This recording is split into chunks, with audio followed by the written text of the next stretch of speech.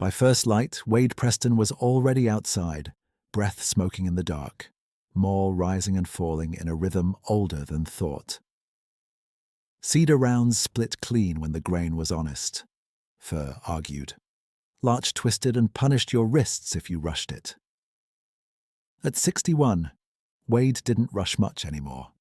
His cabin sat above the Elk River break where the slope canted hard toward black water and basalt, a cedar plank rectangle with a corrugated roof that sang when sleet came in sideways. 40 miles from the nearest grocery if Highway 12 stayed clear, longer if rockfall dropped in. No cell bars most days unless he stood on the propane tank and held the phone north like an offering. The porch listed 3 inches to starboard. The old hound, June, slept there anyway, one cloudy eye cracked open whenever he crossed the boards. Every morning was the same because sameness held things together. Wood first, then stove, then coffee through a dented enamel filter, then a short walk to the spring box to swap out yesterday's bucket. He'd check the line where elk shouldered through the wire fence and bent the staples loose, check the 2 game cameras on the ridge trail, and write weather in block letters in the same green field journal he used to carry on wildfire lines. Wind, temp, cloud base, precipitation, bird activity. He no longer had to do any of it for pay. He did it because there was no one left to ask him if he had. 7 years had passed since the night Lorna died at his kitchen table, with one hand still on a dish towel. The medevac could not find their road in freezing rain and rotor wash. Dispatch had asked him 3 times to repeat the address, like the mountain might move if he said it louder. By the time the pilot found the power line corridor, she was gone, and Wade had learned exactly how long 15 minutes could be. Now her photograph, sun-faded at the edges, was taped above the sink. Sometimes he spoke to it without noticing. "North wind coming," he'd say, rinsing beans. Or, "Fence held this time." Sometimes he noticed and felt stupid. Sometimes he didn't care. What he had, what had stayed with him when muscle left and friends moved downslope, was attention. Patient, unsentimental attention. He noticed where the grass laid flat against itself for no reason. He noticed when jays went loud in one drainage and silent in another. He noticed a new scent in wet air before rain made it vanish. The trick, learned over 3 decades tracking smoke, weather, and frightened people through bad country, was to look long before you named what you saw. On that late October day, the light never really arrived. A ceiling of pewter sat low over the ridge, and sleet began before noon, thin needles ticking on the metal roof. Wade patched the lower fence line with gloved hands gone stiff at the knuckles, then climbed to camera 2 above the alder notch. The SD card held 3 mule deer, 1 fox, and a branch whipping itself useless in wind. Nothing unusual. He logged it in the journal anyway. By 4:30, dusk had swallowed the trees whole. Wade fed June, banked the stove, and stepped out onto the porch with binoculars because the weather had that uneasy feel. Sound traveling wrong, the river too loud and too far at the same time. Highway 12 cut a pale scar through timber below him, half hidden by brush, and a dirt cutbank where spring floods ate away at the shoulder.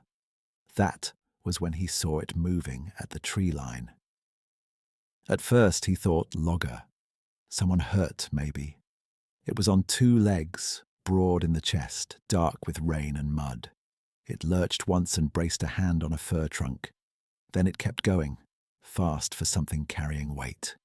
Over one arm hung something limp and pale-bellied.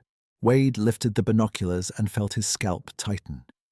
Too much shoulder, arms too long, head wrong in shape, sloped and high at the rear. No cap, no rain shell, no blaze orange in hunting season. The hide, or hair, if that's what it was, lay plastered in black ropes from sleet. The thing crossed a gap in the alders in 3 strides, dropped behind the cutbank near the highway, and vanished. June, on the porch behind him, gave a low, uncertain whine and went quiet. Wade stayed still another 10 seconds, because motion could lie and stillness usually didn't. Nothing came back into view. No shout, no truck doors, no headlights stopping. He went inside and picked up the landline. It still worked when weather didn't peel the wire off the pole. He punched 911. Emergency services. I need a deputy on Highway 12 near mile marker 42, north side cutbank, below the Elk Break access road, Wade said. His own voice sounded remote, like he was hearing it through static. I've got a... He stopped, chose words. A hairy man, maybe injured, moving fast, carrying something that looked like a body. A pause, keys tapping. Sir, can you repeat that? A what? Big male, bipedal, dark hair or mud. No clothing. Went behind the cutbank. Could be a person in bad condition. Could be assault. Need someone now. Sir, what's your name? Wade Preston. Another pause. Mr. Preston, are you currently at your residence? Yes. Have you consumed alcohol today? Wade stared at the sink, at Lorna's photo soft with age. No. We've had multiple prank reports of, quote, wild men in that area from hunting parties this month. Is this related to... This is not a prank, Wade said, and heard the steel edge come into his own tone. I tracked fire for 30 years. I know what a man looks like. Send a car. Units are tied up on a vehicle rollover west of Calder. I'm entering this as a possible transient disturbance. If there is immediate threat to life, shelter in place, and avoid contact. I just reported immediate threat. Someone will swing through when available.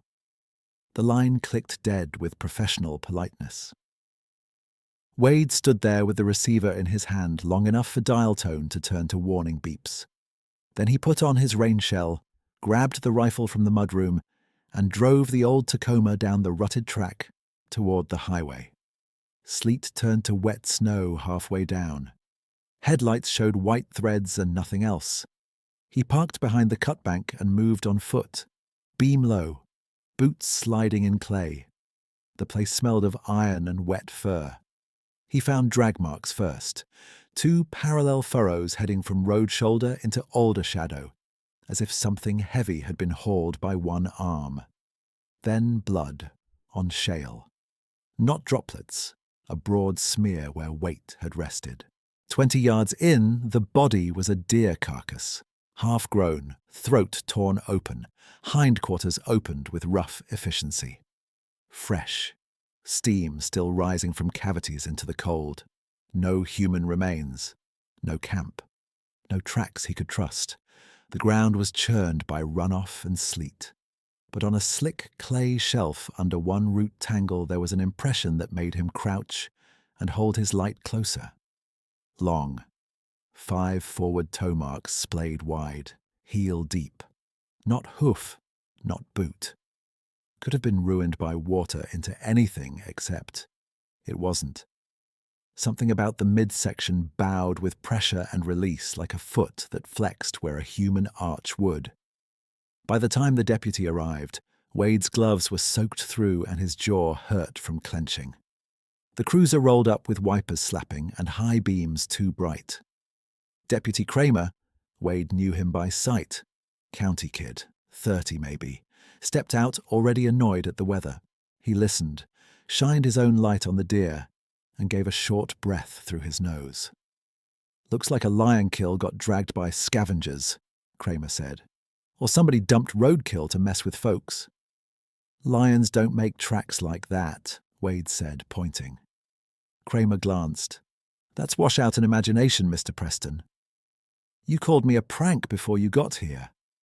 I didn't call you anything. Dispatch logged suspicious activity. I came. Wade looked at him. You asked if I was drunk.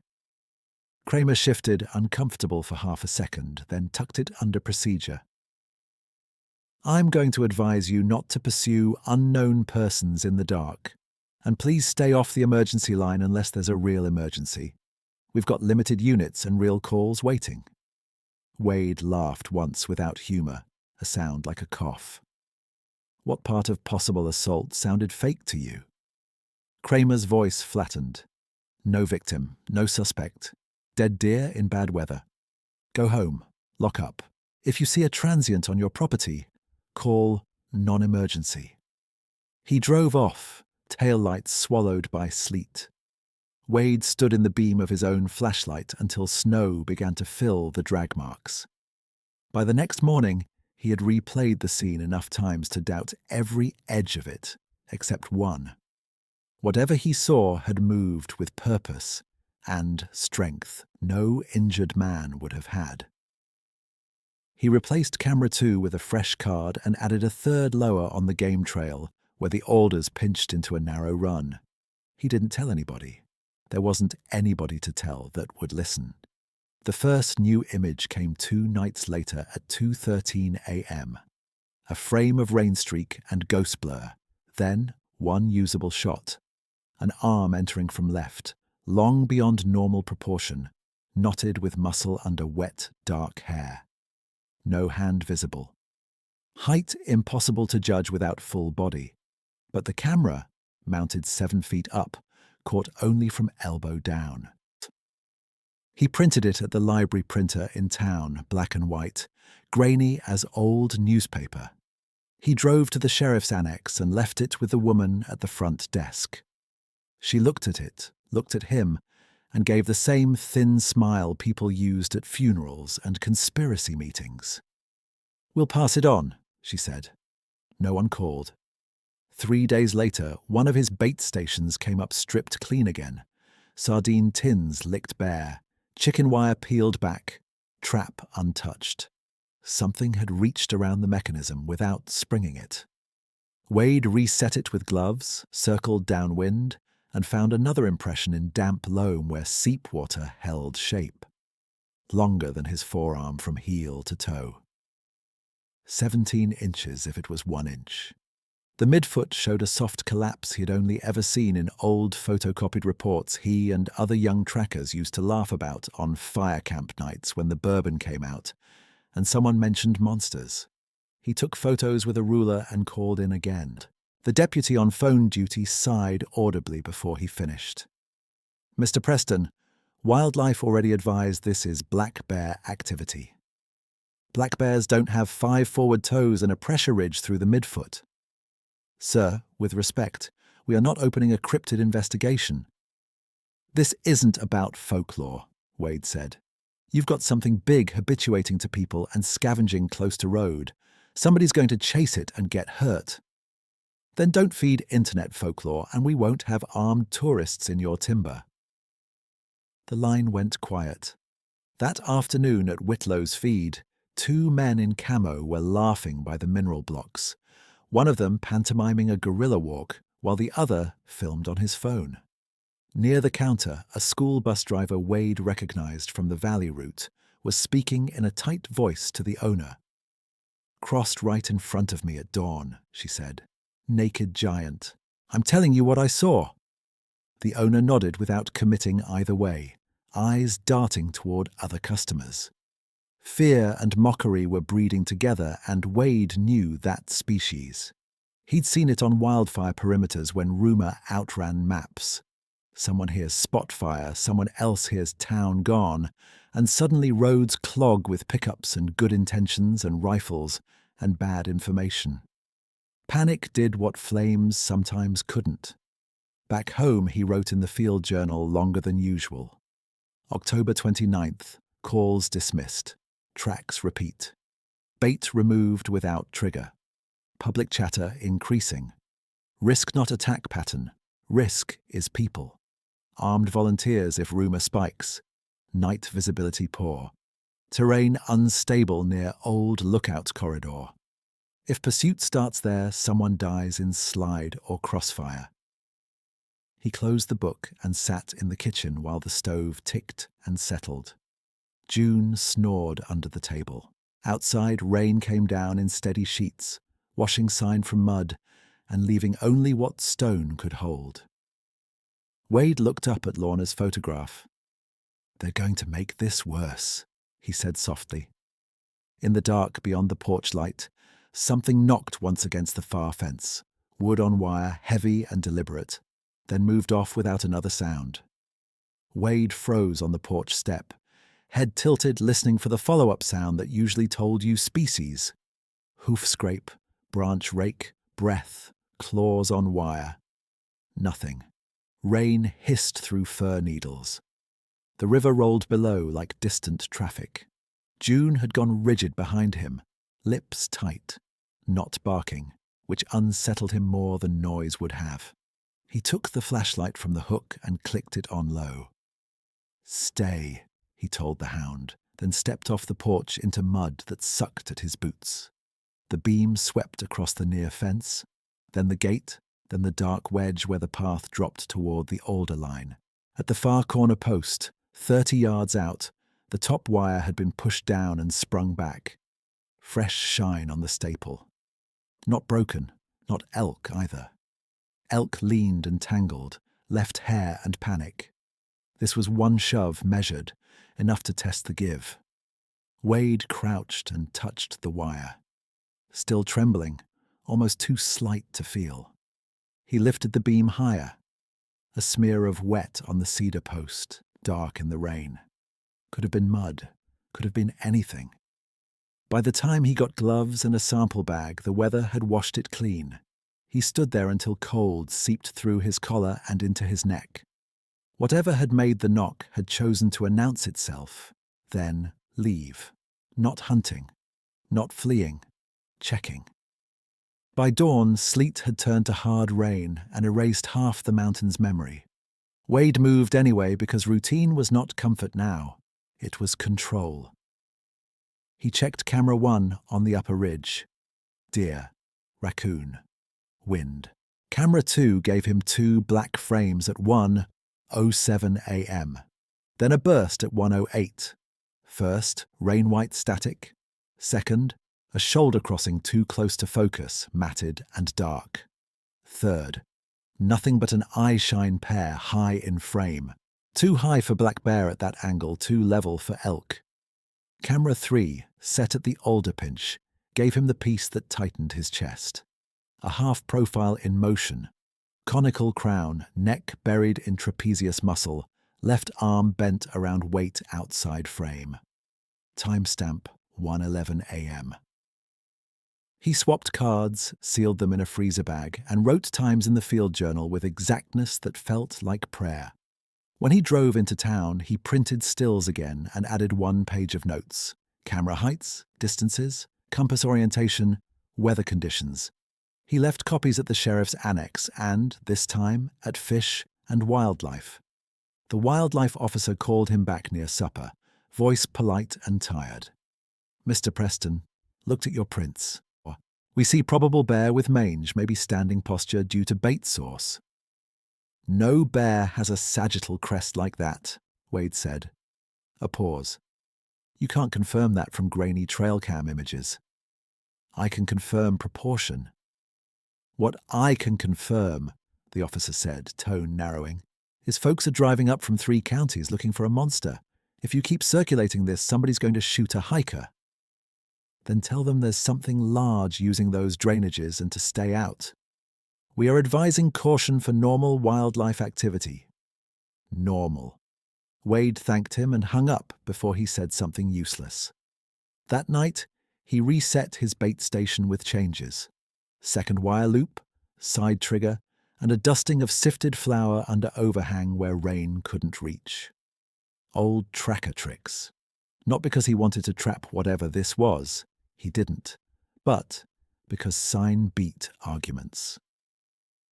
At 3:40 a.m., June gave 1 warning woof and fell silent. Wade sat upright in bed, listened, heard a light metallic click from the lower drawer where the station sat.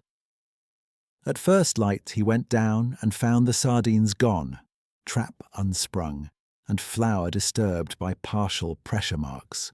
Front edge of a foot, toe pads deep, then absence, as if the rest of the step had been placed deliberately on stones. It had learned the trigger. Maybe on first contact. Maybe before. He followed sign for 40 minutes until the slope turned to broken basalt and Devil's Club, then lost it where runoff braided through moss. On a cedar snag shoulder high, he found 2 short dark hairs snagged in sap and bagged them too. By noon, he had a map on his table. Notches, creek cuts, old fire roads and red pencil marks showing each sighting, each camera hit, each disturbed station. The pattern bent away from occupied houses and toward the abandoned lookout corridor above the washout. Travel with intent to avoid people, not a random raider, a route. He called non-emergency, asked for Deputy Kramer, got voicemail, left coordinates and a plain request. Please keep armed civilians out of Sector 9 timber above Elk Break. Terrain unstable, unknown large animal moving through. No return call. On Friday, Whitlow's feed sold out of rifle rounds by noon. Wade only needed salt blocks and dog kibble, but he stood in line long enough to hear 2 teenagers brag about bagging Bigfoot for TikTok. Hear an older man say he and his cousins were running thermals at first dark. Hear the bus driver again, pale and furious, insisting she'd nearly put 30 kids into a ditch when that thing crossed at the bend. When Wade stepped outside, he found 2 trucks parked door to door, tailgates down, men in orange caps loading spotlights and coolers. One of them recognized him. "Hey, mountain man," he called. "You the one seeing hairy people?" Wade kept his tone flat. "You planning to hunt near the washout?" "Planning to look." In that corridor, 1 false step and you slide 30 feet into rock. In rain, more. The man grinned. "Appreciate safety lecture, Smokey Bear." Another chimed in. "Don't worry, we shoot downhill." They laughed. Wade didn't.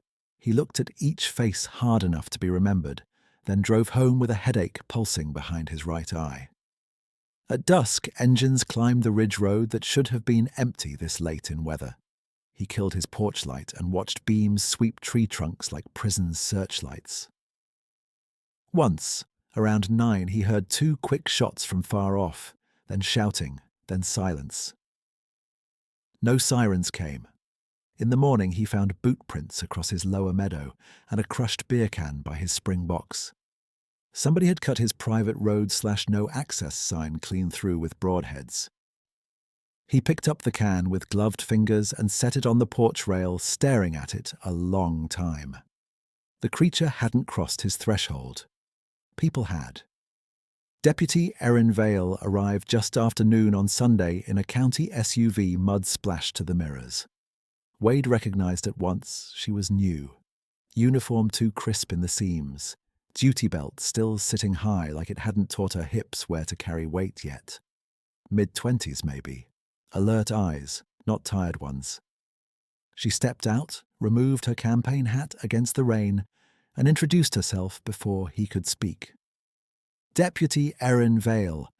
Sheriff asked me to follow up on rumor control in this sector." "Rumor control," Wade repeated. Her mouth tightened as if she heard the same phrase every hour and hated it a little more each time.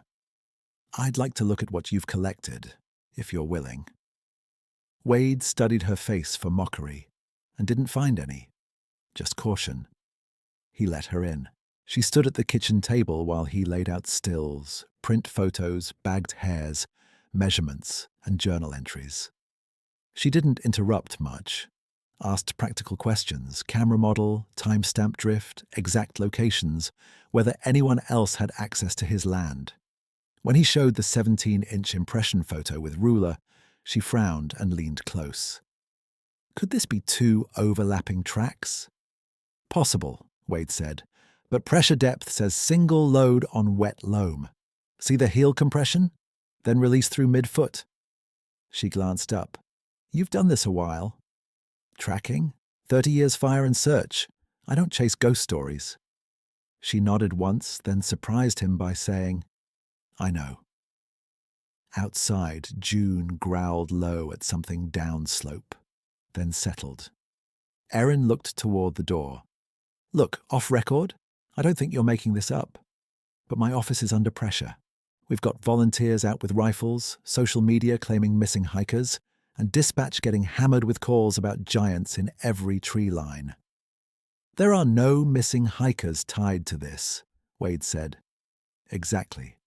But panic doesn't care. She tapped the printout of his map.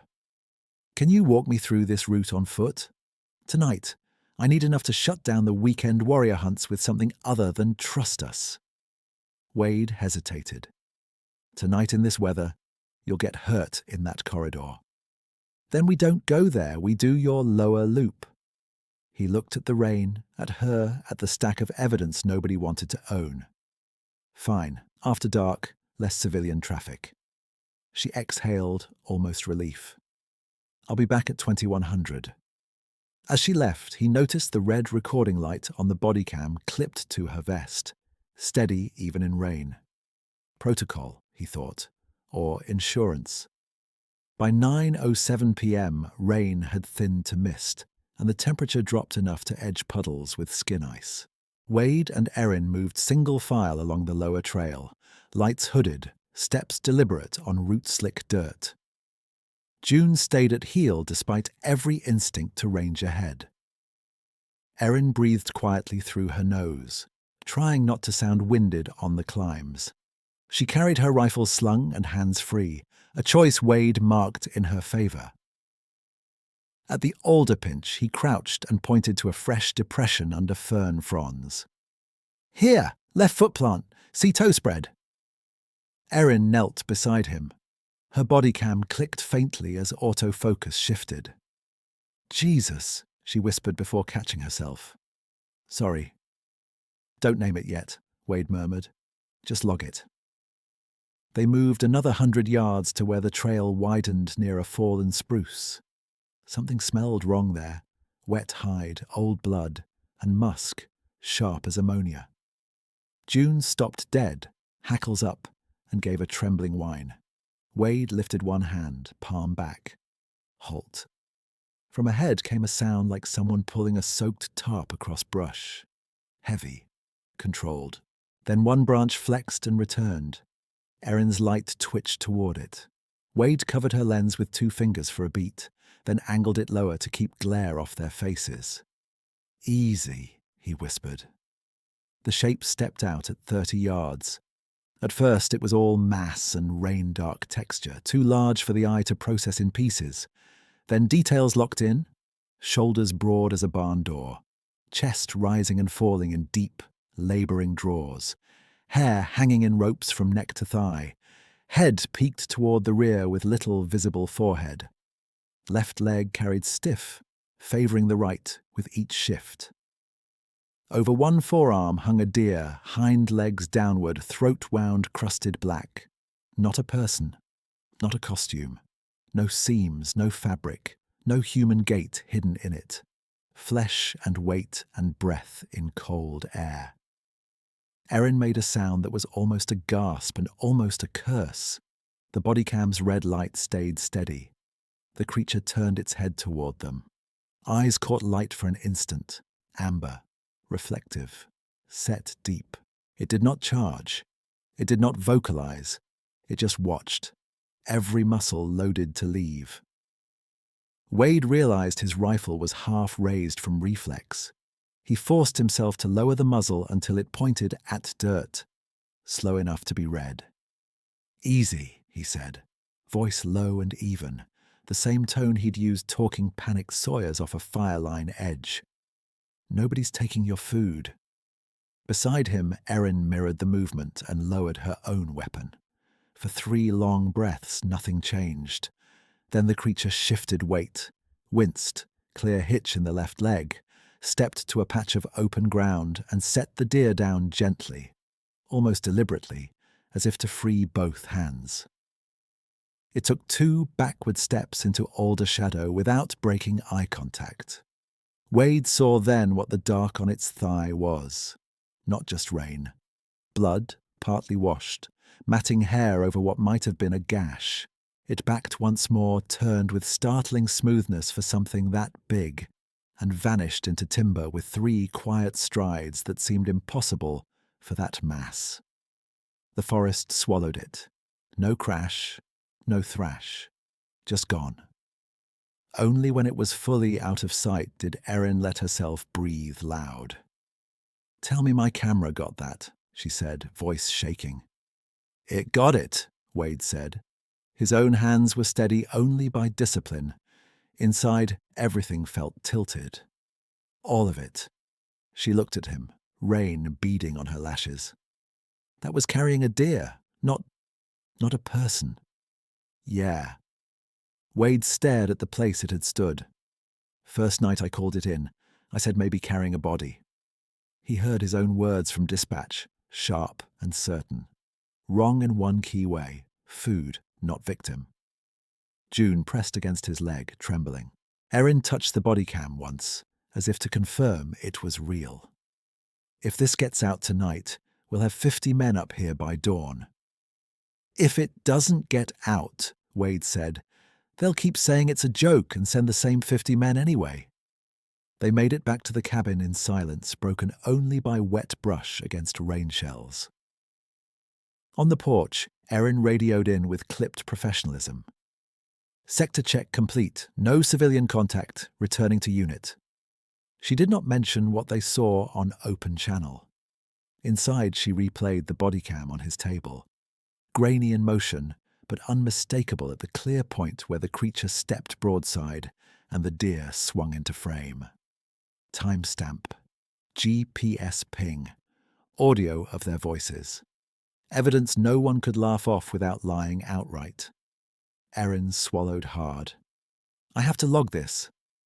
"They'll bury it," Wade said. She didn't deny it. Maybe, maybe not. He watched her export a backup to secure drive protocol, then, after a long hesitation, copy a second encrypted file to a thumb drive from her pocket, quick and guilty and very deliberate. She met his eyes when she did it. "Chain of custody," she said, almost daring him to call it what it was. Or survival. She clipped the drive inside her vest and stood. At the door, she paused. "Mr. Preston, Wade, until we know what command does, keep your lights low and don't engage civilians. If anybody organizes a hunt, call me direct." She wrote a cell number on the back of a feed receipt. "It'll have service near your propane tank, right?" "Usually." She pulled her hat back on and stepped into mist. "You were right about one thing," she said over her shoulder. "Main danger isn't that animal."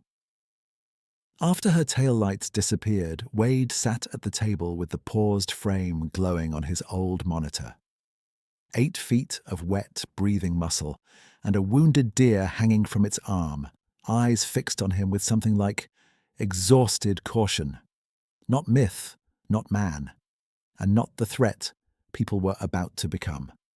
He closed the laptop, took out his field journal, and wrote one line in block letters so hard the pen nearly tore paper. Observation. No longer sufficient.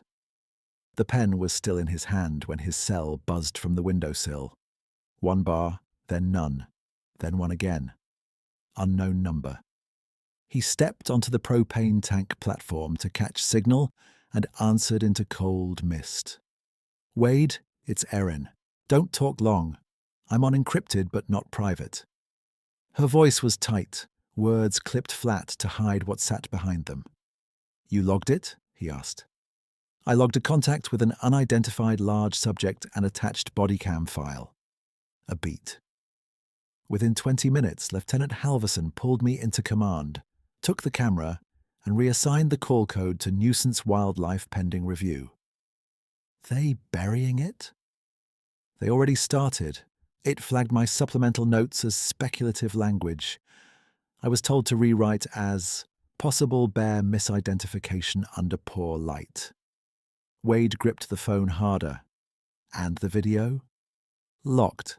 Access restricted to command staff.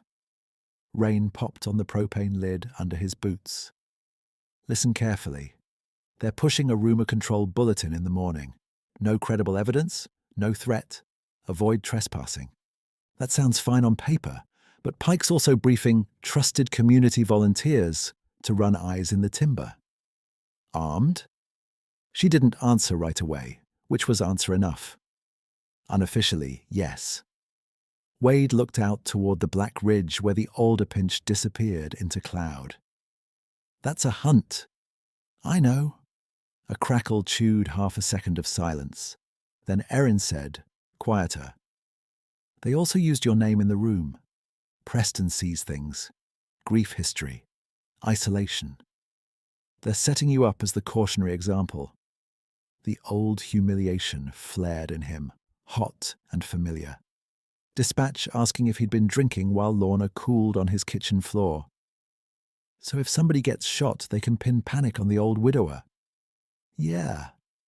Her breath hitched once, recovered. Keep your head down tonight. I'll call when I can. The line dropped.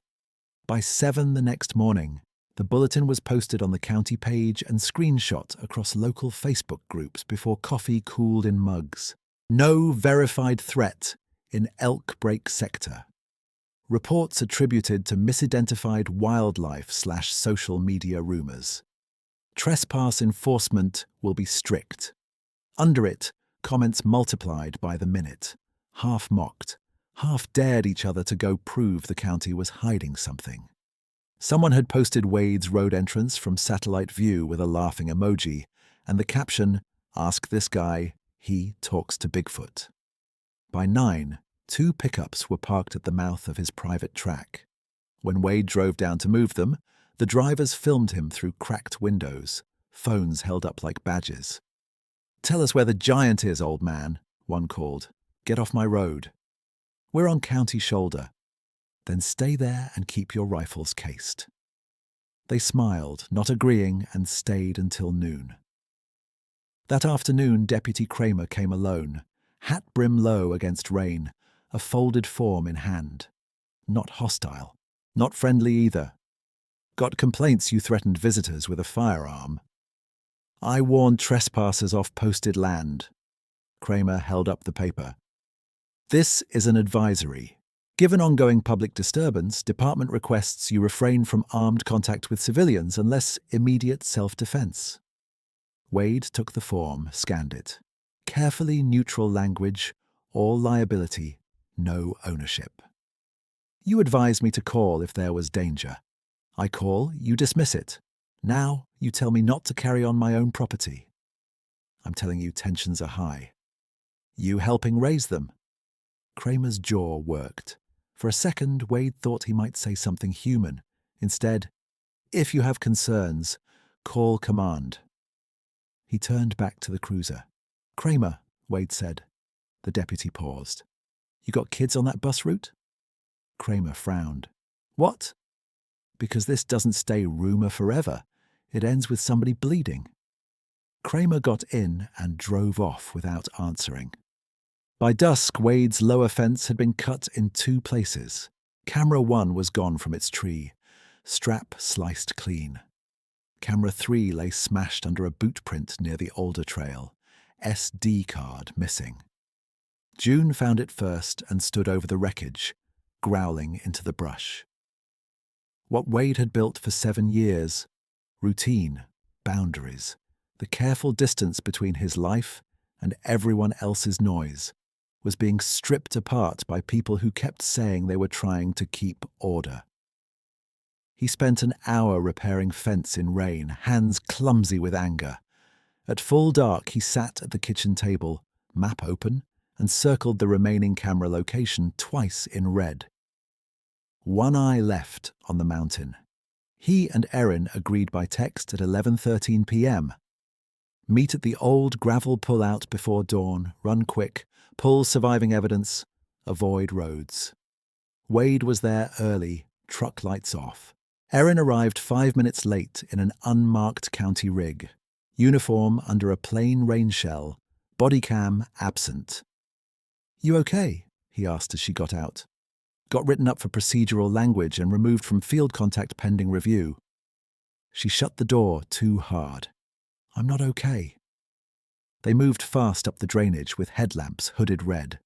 At camera 2's tree, the trunk was bare. Damn it. Wade scanned for cut strap, screws, any dropped fragment. Nothing. Not theft for gear, theft for record. They split 10 yards apart and combed leaf litter. Erin found one snapped mounting buckle. Wade found a fresh cigarette butt, ground into mud, and a thermal battery wrapper from a consumer scope brand he'd seen in town yesterday. Civilian hunters had been here first. Plan B, Erin said. Track movement and close access with hazard order. We can still do that if I push state geotech on washout risk. Do it now. She stepped onto a rock, lifted phone overhead for signal, and dialed twice. No connection. She swore softly, then tried radio through the county channel she still had access to. Dispatch, Unit Vale requesting supervisor relay for emergency slope closure at Lookout Spur. Potential mass casualty. Static. Then a male voice Wade didn't recognize. Unit Vale, you are currently non-deployable. Return to station and cease independent operations. Erin went still. Dispatch, copy immediate hazard recommendation. This is public safety. Unit Vale, acknowledge and return. She keyed off without replying. Wade looked at her. They're listening to your channel now. Yeah. He felt a cold, practical dread settle where anger had been. We need to pull people out ourselves. They started down toward the spur road to post handwritten slide warnings on trees and gateposts, anything that might make even one hothead pause. At the second bend, engine noise rose below them. 3 ATVs, lights off, climbed the closed spur in single file. Men in camo. Long guns across handlebars. Wade stepped into the track and raised both hands. Erin beside him, badge visible. Road's unstable, Wade shouted. Turn around. Lead rider throttled down 10 feet away. Who says? I do. Worked this slope 30 years. You break crust above the washout it goes. The rider spat to the side. Sheriff volunteer detail, old man. We got permission. Erin snapped. From who? Pike. She stepped closer. There is no sanctioned armed detail. You are trespassing into an active hazard zone. He grinned in her flashlight beam. Then arrest us, deputy. Oh, wait. The other two laughed. Wade saw one rider's finger resting inside the trigger guard and felt his pulse jump. Back up, he said to Erin, low. She held position a beat too long, then moved.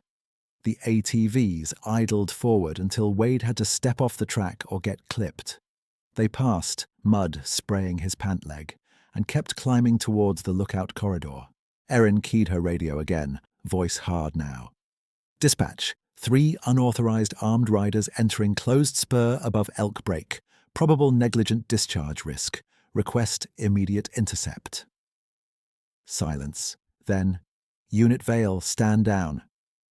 The ATV's taillights vanished in trees. Wade stood in the churned mud, breathing through his teeth. Their plan, document, warn, close the route, had failed in real time. People were already above them with guns, and the only authority nearby was choosing not to act. June, left at the cabin for safety, began barking in the distance, frantic and continuous. Wade's head snapped toward home. That's not normal bark. They ran down slope, branches whipping faces. By the time they reached the yard, barking had cut off. The porch light swung on one hinge, shot out. A side window was shattered inward. Inside, drawers hung open and dumped. Map tube split, his field journal gone from the table. On the floor near the sink, June lay on her side, conscious but shaking, flank bloodied by a shallow furrow from shoulder to rib. Not a bite, too straight. Grazed by a bullet through the window. Wade dropped to his knees so fast his bad hip screamed. Hey, girl, hey, stay with me. His hands moved automatically to pressure, gauze tape from the stock kit. June licked once at his wrist, eyes clouded with pain. Erin was already on her phone, voice breaking protocol and not caring. Officer down equivalent. Animal hit, unlawful entry, firearm discharge at occupied residence. Elk break access now. Send somebody now. No one came for 42 minutes. By then, June was bandaged and sedated on half-dose from old livestock meds Wade prayed were close enough. By then, rain had washed the boot prints on the porch and thinned the blood spatter at the sill into pink threads down cedar planks. A deputy finally arrived, took photos, wrote notes and said, "Could be accidental round from hunters below." Wade stared at him until the younger man looked away. After the cruiser left, the cabin felt wrong. Air broken, edges violated. Wade sat on the floor beside June, back against the stove, rifle across his knees, and no certainty left except this. Waiting for institutions to handle it had cost him blood, evidence, and whatever safety remained. Near midnight, Erin stood outside her own apartment building in Calder, with her forehead against the cold window of her parked SUV, engine ticking down. She should go upstairs, sleep 2 hours, show up for discipline review, looking composed. Instead, she sat in the dark and let her hands shake. The formal notice lay on the passenger seat. Administrative hold. Duty weapon. Temporarily surrendered. No unsupervised field contact. She laughed once at that, too tired to make it sound like anything but hurt. Her phone lit with 3 unread texts from her mother asking if she'd visit Sunday dinner, one from a patrol friend saying, "Heard you stepped in it," and one unsent draft to Wade that began, "I'm sorry about June," and went nowhere. In the windshield reflection, she looked younger than she felt, like a kid in costume, not a deputy who was supposed to hold lines when everyone else blurred them. She thought of the creature backing away with that deer, not charging. She thought of men on ATVs smiling while they lied about permission. She thought of command voices flattening reality into paperwork, because paperwork could be defended in court.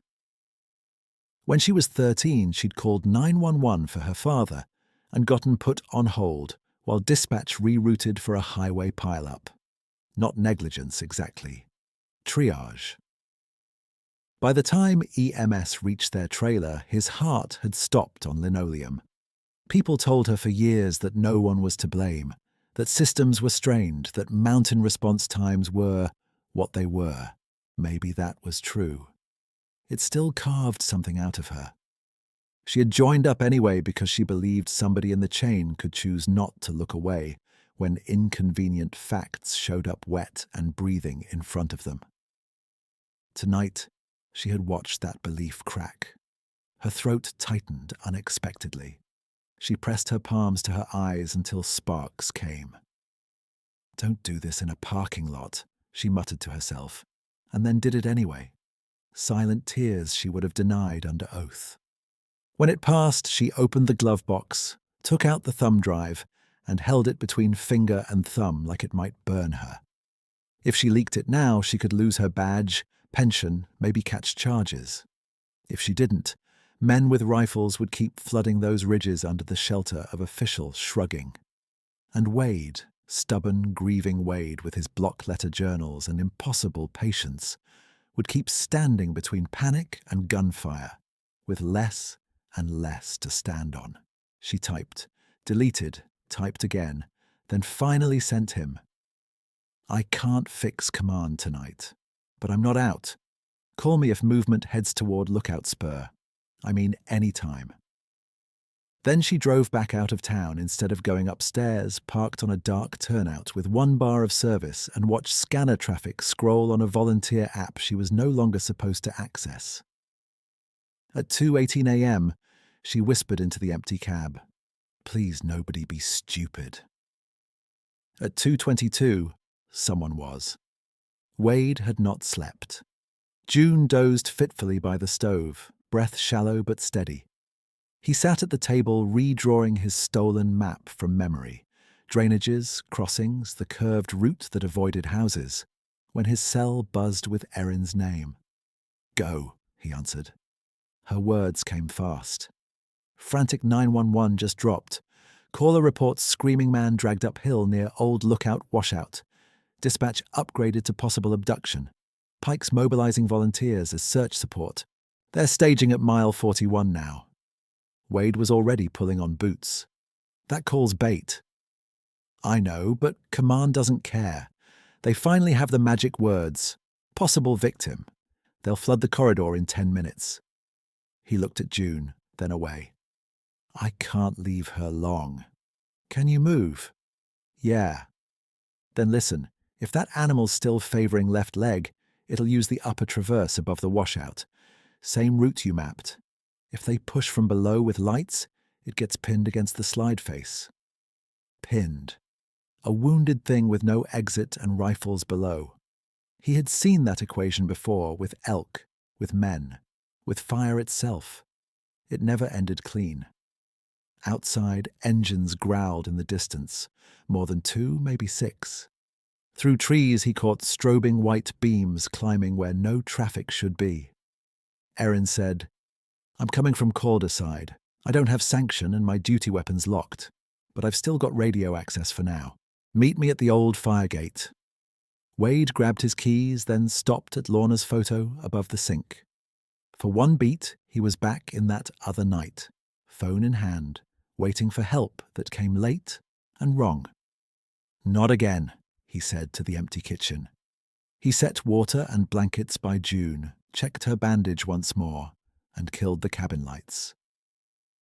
On the porch he could see the ridgeline pulsing with moving headlamps and handheld spots, sweeping back and forth like a prison break search. As he started the Tacoma, a distant shot cracked through mist. Then another, closer. By the time he reached the track mouth, Erin's SUV slid in from the county road and braked hard beside him. She jumped out, face pale, jaw set, rain already needling her hair flat.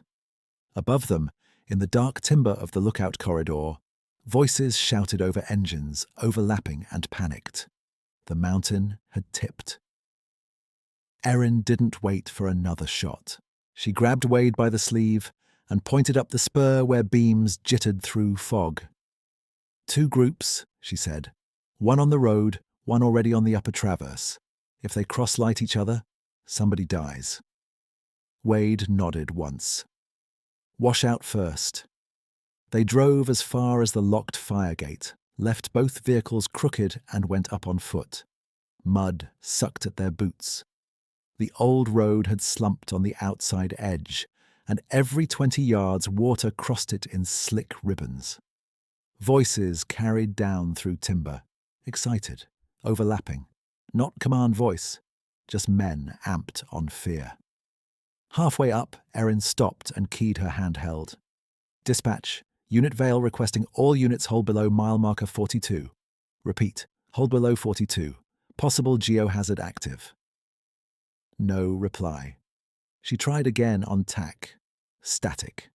Then a click, and Lieutenant Pike's voice, sharp and irritated. Vale, you're out of service.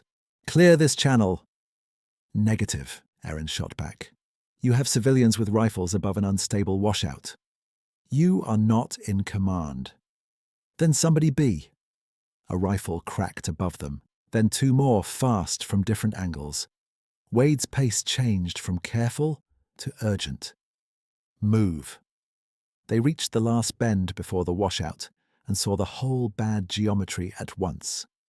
Below, 4 trucks idled nose to tail on the spur, headlights raking the slope. 6, maybe 8 volunteers were spread in a ragged skirmish line above the road cut, lights sweeping uphill. On the opposite side, 2 men had climbed too high and were silhouetted against fog, pointing down into a narrow bowl of alder and shattered basalt. In that bowl, pinned between a fresh slide face and a drop into deadfall, stood the creature. It looked bigger than in Erin's Bodycam frame and more hurt. Left leg held stiff, hair clotted dark along the thigh, chest heaving. It turned in place each time a beam hit it, not attacking, just trying to find space where there wasn't any. One volunteer shouted, "There, there!"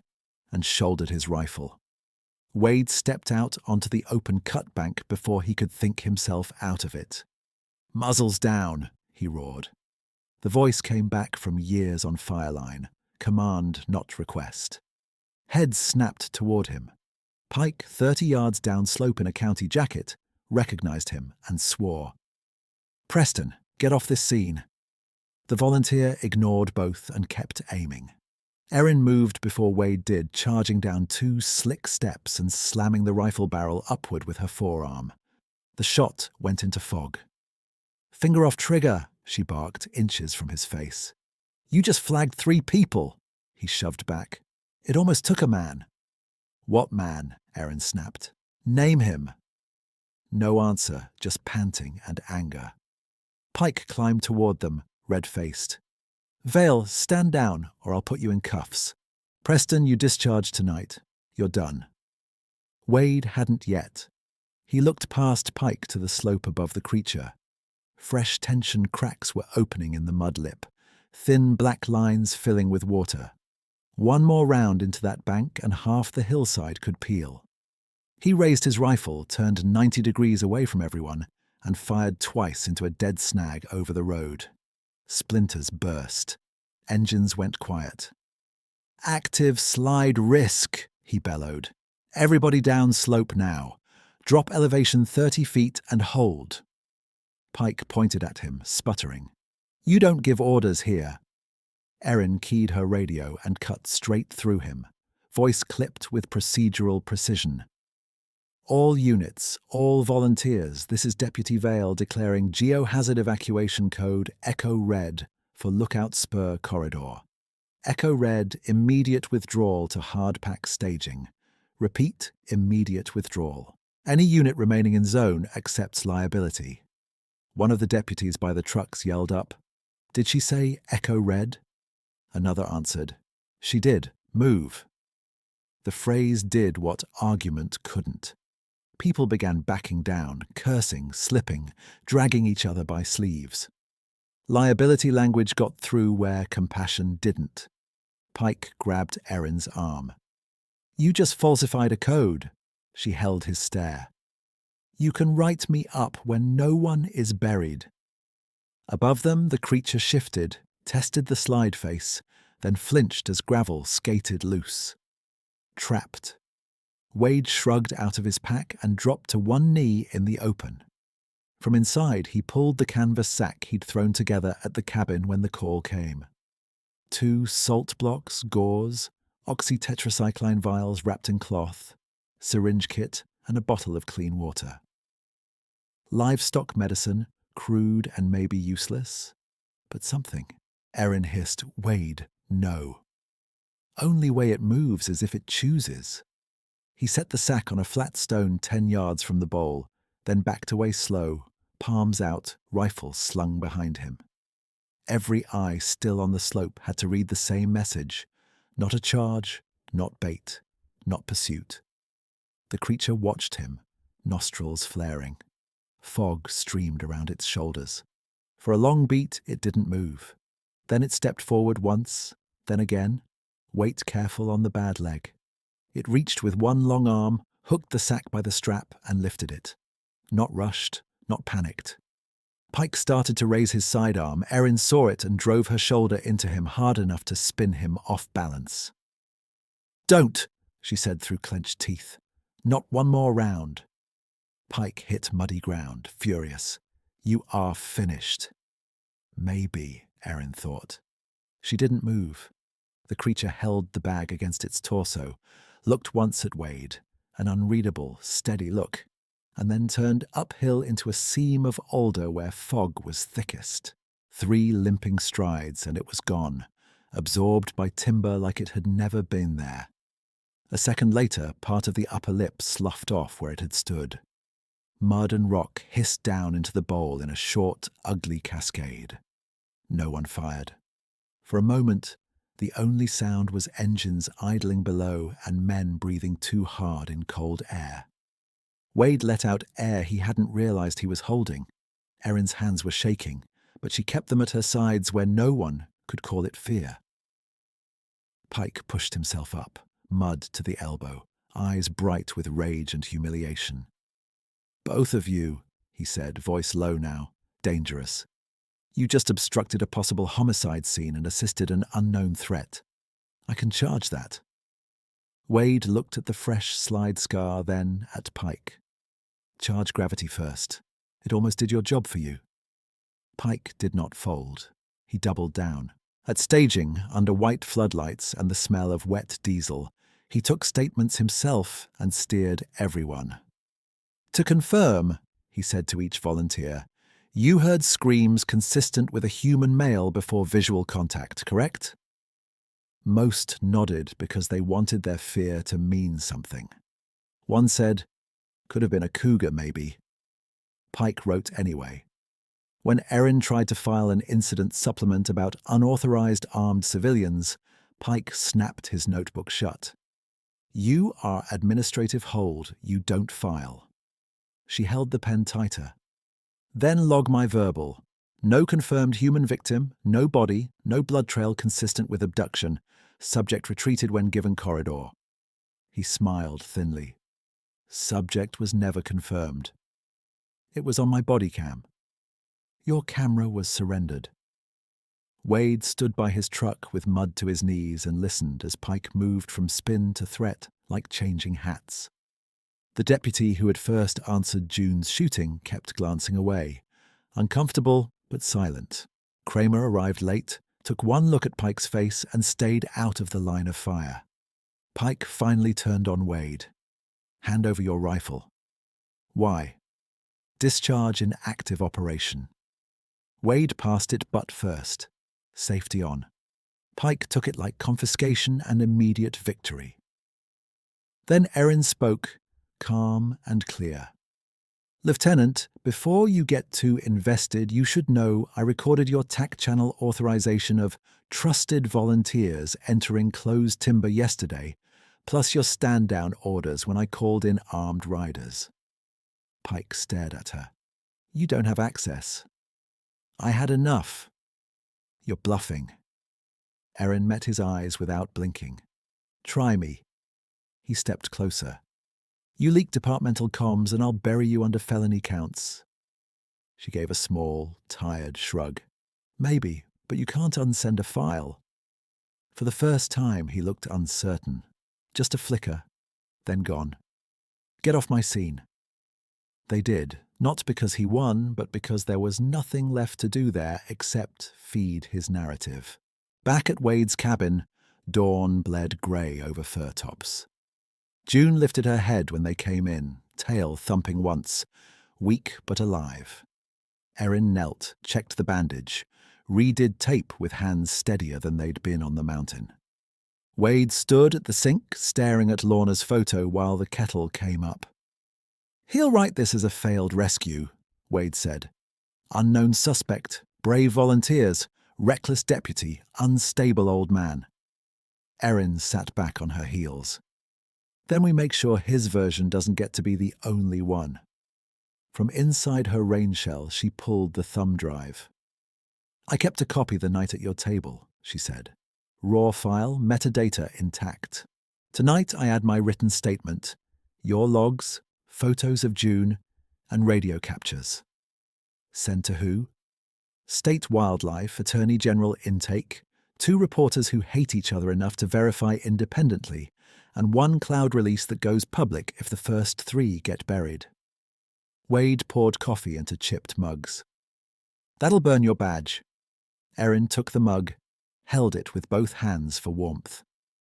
"Badge already burned when they told me to rewrite what I saw." He sat across from her. "This is your career." She looked toward the window where first light showed the scar of the cut fence, the shattered pane patched with plastic. "Career doing what? Managing rumors while men shoot through occupied windows?" He had no answer that wasn't surrender. They worked all morning. Erin typed until her wrists cramped, stopping only to ask Wade for exact times from memory. Wade rebuilt his stolen map from scratch, labeling camera locations and civilian ingress routes in block letters. He scanned journal pages with weather notes and track measurements. Erin attached chain of custody notes and hash values for the Bodycam file, like she was building a case for court, not the internet. By noon, she hit send on 6 encrypted packages from the one corner of the porch that held a stubborn signal. At 12:07, nothing happened. At 12:40, still nothing. At 1:13, her phone lit with an unknown number from Olympia. She answered on speaker. "This is Special Agent Mara Kells, State Public Integrity. Deputy Vale?" Erin straightened. "Yes." "We received a media packet and corroborating evidence regarding potential suppression of public safety footage and unauthorized armed civilian deployment. Do not alter or delete any originals. Are you in immediate danger?" Erin glanced at Wade. "Not immediate." "Good. We are issuing preservation notices to your department now." She ended the call and exhaled slow. Wade asked, "That it?" "No," Erin said. "That's the first crack." The backlash came by evening. Pike called 3 times, left one voicemail that began measured and ended with an open threat about consequences. Then a department-wide message pinged. Deputy Erin Vale suspended pending internal review for gross insubordination and unauthorized disclosure. She read it, set the phone face down, and went back to changing June's dressing. 3 days later, at 6:02 a.m., the crack became a break. Wade was splitting cedar in the yard when his old radio, usually tuned to weather, was overridden by a local talk host shouting, "If you haven't seen this yet, pull over because this is not a bear, folks." Erin burst out the cabin door barefoot, phone in hand. "It's out." The clip played everywhere at once. Grainy, shaky, unmistakable. The moment in alders where the creature stepped into view with deer over its arm. The breath pluming in cold air. Wade lowering his rifle. Erin whispering, "Tell me my camera got that." By 9, satellite trucks were parked in Calder. By noon, the sheriff's office posted a statement so carefully neutral it might as well have been written by attorneys in another state. The department is aware of footage depicting an unidentified large primate-like subject in remote timber. There is currently no evidence linking this subject to missing persons cases. Public is advised to avoid vigilantism and remain on marked roads. No apology. No mention of dismissed calls. But patrol maps changed that afternoon. Wade heard it from Kramer himself, who came to return the confiscated rifle without meeting his eyes for long. "Upper corridor is restricted now," Kramer said. "State requested no contact zone." "State requested," Wade repeated. Kramer nodded once. "For what it's worth, about that first call. We should have taken it straight." Wade accepted the rifle. "Yeah." Kramer shifted, then added quietly, "Pike's on leave." He walked back to his cruiser in rain that had finally softened from needles to mist. The county commission hearing was standing room only. Wade sat at a folding table under fluorescent hum while cameras watched for spectacle and got plain speech instead. "I am not here as a believer," he said into the mic. "I'm here as a witness. The animal we observed had opportunities to engage and did not. It retreated when given room. The dangerous behavior in this incident came from armed civilians and delayed command decisions, not from the subject." "Someone in back," muttered Bigfoot, hugger. The chair banged a gavel. Erin testified after him, uniform replaced by a plain blazer, suspension still active. She read from her notes without drama. Timestamps, stand-down orders, unauthorized volunteers, suppression requests. Facts one after another like stakes driven in wet ground. By the end of that week, volunteer hunt pages that had been loud and swaggering went quiet or private. No missing person case had surfaced. The screaming man caller was traced to a prepaid phone, purchased with cash, and never found again. The antagonist had not confessed. He had been outlogged, out-recorded, and outlasted. 2 nights after the hearing, the mountain gave them clear weather for the first time in weeks. Stars hung over the ridge like ice chips. Erin came up the porch steps carrying groceries and a duffel, paused at the door, and didn't go in right away. Wade looked up from June's bed by the stove. "You planning to camp out there?" She gave a nervous half smile. "Wanted to ask before I assume." "Ask what?" She lifted the duffel slightly. "If I can stay a few nights. My apartment address leaked. Somebody spray-painted Ape Cop on my door." Jesus. "Landlord says he can't guarantee tenant compatibility." She made air quotes, which is polite for, "Please leave." Wade took the bag from her hand and set it inside. "You don't ask for shelter twice here." When she stepped in, she stood awkwardly in the kitchen like she was entering a church she didn't know the rules for. Wade set water to boil, handed her the old blue mug that had become hers by repetition, and leaned against the counter. For a while they talked about practical things because practical things were safer. June's wound granulation. State investigators requesting full device images. Whitlow's running out of coffee because reporters bought everything. Then the quiet stretched, and Erin stared into her mug and said, "I keep waiting for the part where I wake up and I'm just the rookie who made a dumb call." "You didn't make a dumb call." "I made a costly one." Wade sat across from her. "Costly and wrong aren't synonyms." She laughed once, brittle. "You always talk like that." "Only when avoiding feelings." That got a real laugh out of her, and then, to his surprise, tears. She scrubbed at them, annoyed with herself. "Sorry. Don't be." She shook her head. "I'm not crying about the trolls. I can handle trolls. I'm crying because when those guys started shooting on the ridge, I thought, this is where somebody dies and I'll spend 10 years writing reports that nobody reads." Wade looked at his hands, scarred and broad, resting useless on the table for once. "When Lorna collapsed, I called and watched the clock and learned what it feels like when systems run on policy instead of urgency. After that, I decided the safest way to live was alone. Nobody to fail, nobody to lose." Erin listened without moving. "I told myself that was strength," he said. "Really, it was fear with good manners." She took a breath. "Wade, I care about you. Not just because of what happened out there before that. The way you notice things. The way you didn't let me lie to myself. I care, and it scares me because caring is leverage the world can use." He met her eyes. "I care about you too." She gave a shaky smile. That sounded like a weather report. He looked down, then back up, choosing honesty over polish. "All right, here it is plain. I think about whether you made it home when your truck leaves this road. I listened for your knock when wind hits the porch.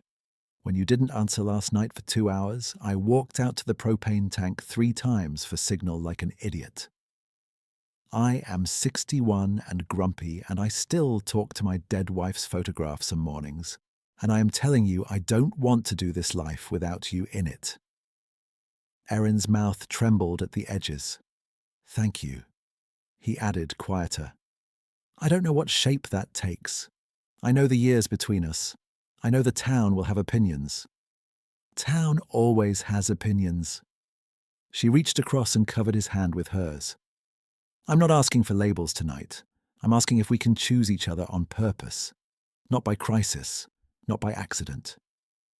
Wade turned his hand under hers and laced their fingers. "Yes." She stood, came around the table and leaned down. The kiss was gentle and brief and real, tasting of coffee and cold air. When she pulled back, she rested her forehead against his. "For the record," she whispered, "I did wait for your knock too." He smiled, the tired kind that still reaches the eyes. "Good." June huffed from her bed as if objecting to being left out. Erin laughed and knelt to scratch her ears. "Deal," she said to the dog. "You get first claim." Later, when the stove burned low, Wade taped a new photo beside Lorna's over the sink. Erin on the porch in rain gear, hair plastered flat, holding up a recovered camera strap like a trophy and flipping him off for taking the picture. Lorna's faded smile on one side, Erin's fierce grin on the other. Loss and continuation, not replacement. Before turning in, Erin touched the edge of Lorna's photograph and said softly, "I'm going to take care of him." Wade heard it from the doorway and didn't pretend he hadn't. Winter came hard and clean. On a blue morning in January, Wade was outside before first light again, Mall rising and falling. Cedar split clean, Fir argued. Larch twisted and punished if you rushed it. Some things stayed true. Behind him, the cabin door opened and Erin stepped out in wool cap and his oversized gloves, carrying 2 mugs that smoked in the cold. She set one on the stump without comment and took over stacking while he split. The rhythm between them practiced now. Below, Highway 12 flashed occasional headlights through trees. Patrols no longer crawled the upper spur at night. State had posted permanent geohazard closure signs at the washout and rerouted response maps around the no-contact zone. It was called that in official language, No Contact Wildlife Corridor. Not admission exactly, not denial either. Erin's suspension ended with a reprimand and transfer offer she declined. She took a position with a joint county-state field unit that did exactly what she wanted in the first place. Evidence, terrain, prevention before panic. Kramer stayed on patrol and, once, left a sack of venison trim at Wade's gate with no note. Pike resigned before the integrity inquiry closed. Nobody in town said resigned without adding a version of pushed. At noon, the school bus climbed the grade and gave 2 short horn taps as it passed Wade's road. The driver, Marisol, leaned out the window and waved. Wade waved back. That evening, after fence checks and water filtering and journal notes in block letters, Wade walked to the edge of porch light and stopped. Something lay just beyond the glow, at the start of the old ridgeline path he no longer used. He crouched. Deer bones cleaned by weather, arranged in a neat stack, spine lengths parallel, leg bones crossed on top, skull set facing downslope. Not random scatter, deliberate placement. Erin came up beside him, hands in coat pockets. Again. "Third this winter," he said. She looked into the dark timber where the path disappeared. "You think it's thanks?" Wade considered, listening to jays settle and the river's low winter roll. "I think it's acknowledgement." He stood, took Erin's hand, and together they stepped back from the path, leaving the bones where they were. Inside, he wrote the day's final note in the Greenfield Journal. Temp 24 degrees Fahrenheit. High pressure. Wind north-northeast light. Bone stack present at ridge edge. No disturbance to corridor. He closed the book, set it on the table and turned off the kitchen light. In the window reflection he could see himself and Erin side by side. June curled at their feet. The mountain beyond them black and enormous and no longer empty. Outside in the country they all survived by, something moved once in the trees and kept going.